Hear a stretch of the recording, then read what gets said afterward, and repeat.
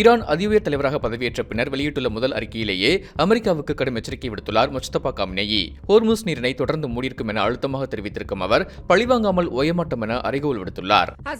முதல் முறையாக அவர் வெளியிட்ட அறிக்கை ஈரானின் அரசு தொலைக்காட்சியில் வாசிக்கப்பட்டது.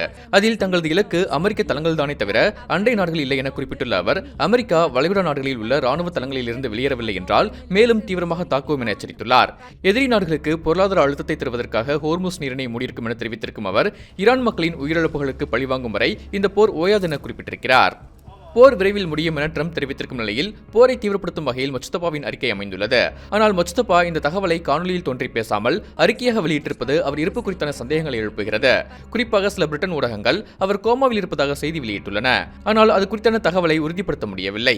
எனினும் முஜ்தபாவின் உயிருக்கு உத்தரவாதம் இல்லை என இஸ்ரேல் பிரதமர் நெத்தன்யாகு கூறியிருந்த நிலையில் முஜ்தபா சிறு காயங்களுடன் உயிர் பிழைத்திருப்பார் என ட்ரம்ப் கூறியுள்ளார். மேலும் முஜ்தபா லேசான காயங்களுடன் தொடர்ந்து செயல்பட்டு வருவதாக ஈரான் அதிகாரிகள் கூறியதாக ராய்டர்ஸும் செய்தி வெளியிட்டிருந்தது.